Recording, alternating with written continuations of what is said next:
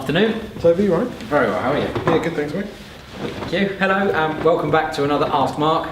We're going to touch on the subject of driver fatigue today and the implications on health and safety. A recent study that was released suggested that 20% of accidents on the road are related to fatigue, and of those accidents that relate to fatigue, 40% of them were in commercial vehicles. So it's a risky industry, you know, it's causing a lot of accidents or responsible for a lot of accidents, and I just wanted to get your take on driver fatigue within the industry. What causes it? What are the impacts? What, you know, is it avoidable? What's your take on this topic?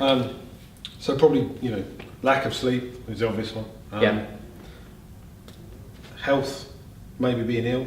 We're kind of, certainly probably my age and getting a bit older, we're not sort of frequent visitors to the doctors. Don't want to admit the fact that we potentially feel ill at any time. Just sort of battle on and keep going and keep until it gets to the point where unfortunately something happens.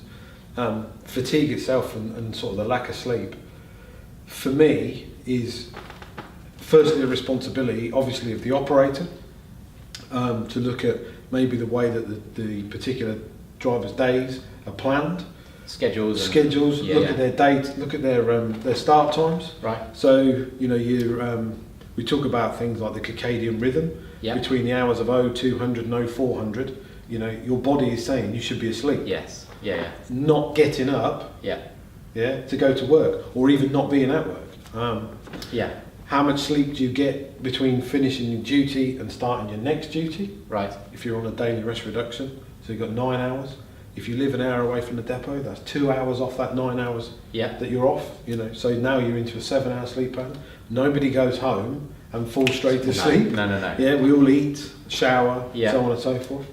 Suddenly you're potentially down to 5 hours. 5, maybe 4 hours. And then you're back at it. And then you're back out again.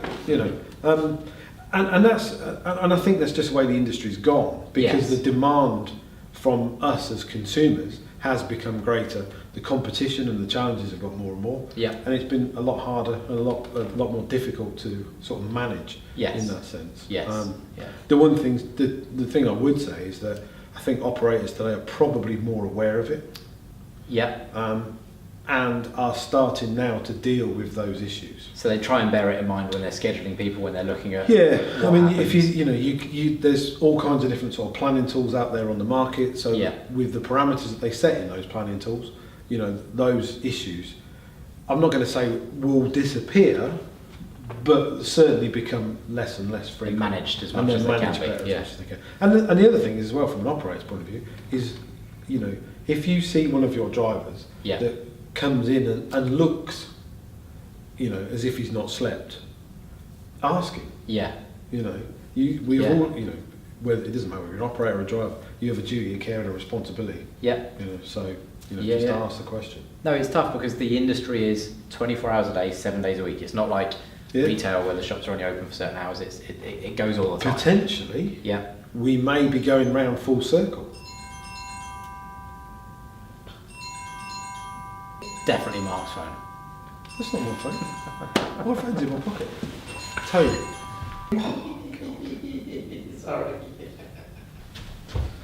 Sorry about that. I've put Mark's phone on silent now, so it won't happen again.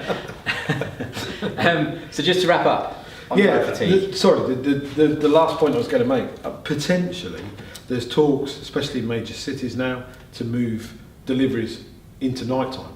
Yes. So, right, okay, so in London and things like that. So we could be going from early starts and from sort of 0100, 0200 times through to actually, although you'll be delivering at those times, starting earlier on in the evenings and trying to sleep through the daytime. So even more irregular hours in the industry, which would free up the roads and benefit that way. Yeah. Improve efficiency on the roads, but tougher schedules for drivers. You're going to end up with tougher schedules. Like you're asking yourself to sleep all day. Yeah. Yeah. Yeah, in the summer when your neighbour's mowing his grass. Yeah. You sound like a man who's faced that challenge before, have you? Yeah, and still do it. Yeah. So I mean, there's some things in this industry which are essentially unavoidable challenges, but challenges that have to be met and managed as best possible. Yeah, because as we go forward now, we're not sort of dealing with things like CO2 emissions, NOx emissions now. Yeah. They're all trying to reduce this, especially through the major cities. So it makes more sense to run deliveries through the night. Yep. It's an interesting one, and this is one that Mark and I said we could talk about for hours, but we have Yeah. to try and condense them into short chunks. I'm sure we'll touch on it again, but Okay. thank you very much. Thanks, Toby. Thanks for watching. Please feel free to comment below, and we'll see you all again soon.